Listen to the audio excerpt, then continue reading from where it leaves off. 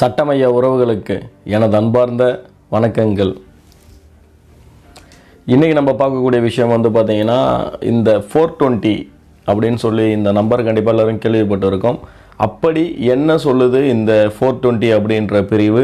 இது பார்த்திங்கன்னா எதில் சொல்லப்படுது? இந்திய தண்டனை சட்டத்திலேயா அல்லது பார்த்திங்கன்னா குற்ற விசாரணை முறை சட்டத்தில் சொல்லப்படுதா அல்லது பார்த்திங்கன்னா இந்திய ஆவண சட்டத்தில் சொல்லப்படுதா? அப்படி என்ன தான் சொல்லுது இந்த நம்பர் 420 அப்படின்றதையும் இதற்கான ஒரு தண்டனை என்ன அப்படின்றத இன்றைக்கி நம்ம வீடியோவில் ஒரு சின்ன எடுத்துக்காட்டோட பார்க்க போகிறோம்.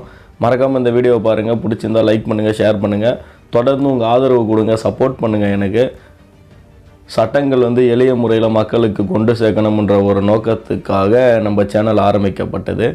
உங்கள் ஆதரவு கொடுங்க, கண்டிப்பாக நல்ல வீடியோஸாக சட்டம் சம்மந்தமாக போடுறோம். வீடியோக்குள்ளே போகலாம். இந்திய தண்டனை சட்டத்தில் சொல்லக்கூடிய ஒரு பிரிவு பார்த்திங்கன்னா இந்த 420 அப்படின்றது. இது 415லேருந்து 420 வரைக்கும் பார்த்திங்கன்னா ஏமாற்றுதல், அதாவது ஒரு நபரை ஏமாற்றுதலுக்கான ஒரு பிரிவுகள் அப்படின்னு சொல்லலாம். 415ல் பார்த்திங்கன்னா சீட்டிங் பற்றி, ஏமாற்றுதல்னால் என்ன அப்படின்றத சொல்லியிருப்பாங்க. இந்த 420 அப்படின்றது சொல்லக்கூடியது ஒரே ஒரு விஷயம்தான்.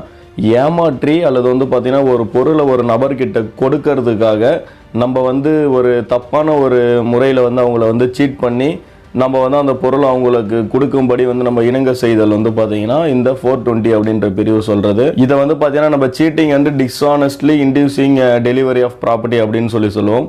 ஒரு எடுத்துக்காட்டுக்கு நம்ம சிம்பிளாக சொல்லணும் அப்படின்னா, இப்போ ஒரு தங்க நகை எடுத்துக்குவோம். அந்த நகை பார்த்திங்கன்னா தங்கமாக இருக்காது. ஆனால் அந்த நகையை ஒரு நபர்கிட்ட கொடுத்து இது தங்கம் அப்படின்னு சொல்லி அவங்கள நம்ப வச்சு அந்த பொருளை ஒருத்தருக்கு விற்கிறாங்க அப்படின்னா அந்த நகையை விற்ற நபர் பார்த்திங்கன்னா ஒரு 420ஆக கருதப்படுவார் அப்படின்னு சொல்லலாம்.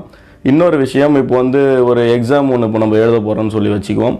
அதில் பார்த்திங்கன்னா இப்போ இந்த கேஸ்ட் இஷ்யூஸ் வரும். இப்போ ஒரு குறிப்பிட்ட கேஸ்ட் அவர் இருக்க மாட்டார். ஆனாலும் பார்த்திங்கன்னா அவர் அந்த கேஸ்ட்டை போட்டு ஒரு எக்ஸாமுக்கு போயிட்டு அப்பியர் ஆகிறாரு. அப்பியர் ஆகி அவர் எக்ஸாமில் பாஸும் பண்ணுறாரு. பாஸ் பண்ணதுக்கப்புறமா என்ன தெரிய வருது? இவர் அந்த ஒரு வகுப்பை சார்ந்தவர் இல்லை அப்படின்றது தெரிய வருது. அது மாதிரி இருக்க சமயத்தில் தெரிந்தே அவர் பார்த்திங்கன்னா அவரோட ஒரு சாதியை ஒரு தப்பாக பயன்படுத்தியிருக்காரு அப்படின்னு சொல்லிட்டு அவர் மீது பார்த்திங்கன்னா இந்த சீட்டிங் அப்படின்ற ஒரு விஷயத்த கண்டிப்பாக ஒரு நடவடிக்கை எடுக்கலாம் அப்படின்னு சொல்லலாம். இதற்கான தண்டனை பார்த்திங்கன்னா 7 வருடம் வரைக்கும் தண்டனை கொடுக்கலாம். கூட அபராதமும் போடுவாங்க. இது பார்த்திங்கன்னா நான் பெயிலபிள் அஃபென்ஸ். பிணையில் வெளியே வர முடியாது.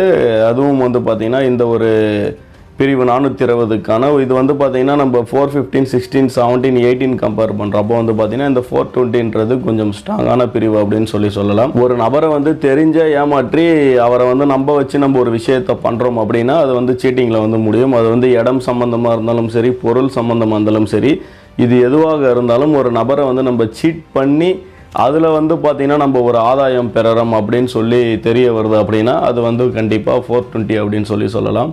கண்டிப்பாக இந்த வீடியோ உங்களுக்கு புரிஞ்சிருக்கும், பிடிச்சிருக்கும் நம்புகிறேன். தொடர்ந்து உங்கள் ஆதரவு கொடுங்க, சப்போர்ட் பண்ணுங்கள். இன்னொரு வீடியோவில் சந்திக்கிறேன். நன்றி, வணக்கங்கள்.